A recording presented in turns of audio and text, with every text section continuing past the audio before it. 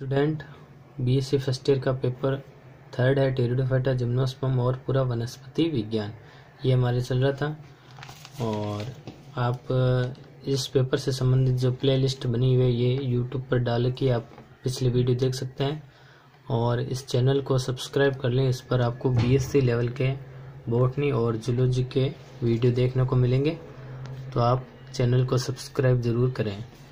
तो आज हम पढ़ रहे हैं साइलोपसीडा वर्ग जो टेरिडोफाइटा का है, उसका साइलोटम वंश पढ़ रहे हैं, उसमें जनन पढ़ रहे हैं।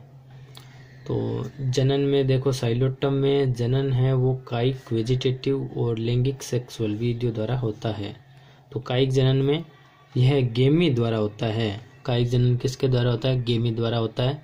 और बीजाणुद्भिद गेमी, सबसे पहले दो प्रकार की ये गेमी, बीजाणुद्भिदीय गेमी। तो साइलोटम नूडम में गेमी प्रकंद की सतह पर पाई जाती है। गेमी मूलाभासों से आच्छादित अक्ष पर या प्रकंद की शाखाओं के बीच बीच में विकसित होती है। मूलाभास राइजोइड से भी आच्छादित हो सकती है, उसके ऊपर पाए जाते हैं। और गेमी गोल व छोटी एक कोशिकीय मोटी और बहुकोशिकीय संरचनाएं हैं। एक कोशिकीय तो मोटी होगी और बहुकोशिकीय संरचनाएं होती हैं, और जिनमें दो सतह वाली शीर्ष कोशिका उपस्थित होती है। कोशिकाएं मंड युक्त होती है और ये जनक पौधे पर लगी रहती हुई भी अंकुरित हो जाती है और उचित स्थान पर गिरकर एक नए पौधे का निर्माण करती है, जन्म देती है। तो ये थी बीजाणुद्भिदीय गेमी और दूसरे युग्मकोद्भिदीय गेमी। तो ये प्रोथैलस की सतह पर बनती है और संरचना में बीजाणुद्भिदीय गेमी जैसी होती है। जो प्रोथैलस होता है युग्मकोद्भिद पीढ़ी का, तो प्रोथैलस की सतह पर बन जाती है और संरचना में बीजाणुद्भिदीय गेमी जैसी होती है। इन गेमी के अंकुरण से प्रोथैलस परिवर्धित होता है और जिस पर कुछ जननांग सेक्स ऑर्गन बिखरे होते हैं। तो ये था बीजाणुद्भिदीय गेमी और युग्मकोद्भिद गेमी। और इसके बाद है बीजाणुओं द्वारा जनन। तो ये जब पौधे परिपक्व हो जाते हैं तो कई वायव्य प्रजनन क्षम होकर त्रिपालीवत बीजाणुधानियों को जन्म देते हैं और ये बीजाणुधानियां द्विपालीवत पर्णनुमा लीफ लाइक उपांगों की अक्ष में विकसित होती है। तो बीजाणुओं द्वारा भी जनन होता है। फिर ये इम्पोर्टेंट नहीं है। इसके बाद में बीजाणुधानी की संरचना पूछी जाती है, जो एग्जाम में पूछा जाता है वही हम पढ़ रहे हैं। जैसे हमें फालतू के जो टॉपिक है वो नहीं पढ़ने हैं। तो बीजाणुधानी की संरचना, साइलोटम की प्रत्येक परिपक्व बीजाणुधानी जो है एक त्रिपालीवत, ठीक है, त्रिपालीवत होती है, ये ध्यान रखना।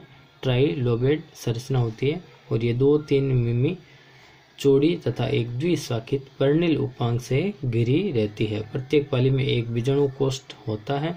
बीजाणुधानी की भित्ति कहीं स्तरीय मोटी होती है। कोषूतक या टेपिटम अनुपस्थित होता है। बीजाणुधानी में उपस्थित सभी बीजाणु एक ही परिमाप के होते हैं, अर्थात साइलोटम समबीजाणविक है। बीजाणुधानी का स्फुटन लंबवत फटान से होता है। ये था साइलोटम के सह बीजाणुधानी का अनुप्रस्थ काट है, जैकेट स्पोर, ये बीजाणु इसके अंदर पाए जाते हैं।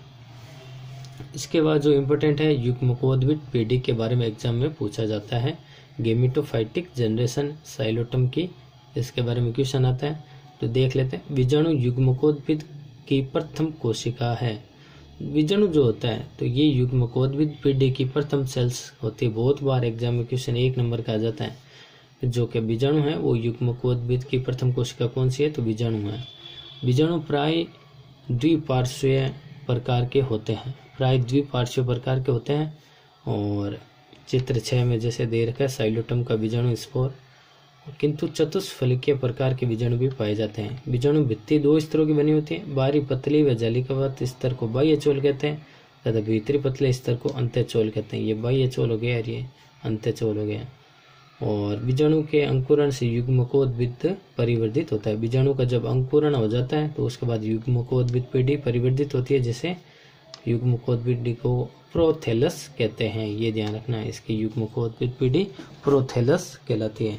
फिर परिपक्व प्रोथैलस की संरचना कैसी है देख लेते हैं। परिपक्व प्रोथैलस चित्र 7 व 8 में दिखाया गया। ये देख लो, साइलोटम का युग्मकोद्भिद पीढ़ी का ये राइजोइड पाए जाते हैं।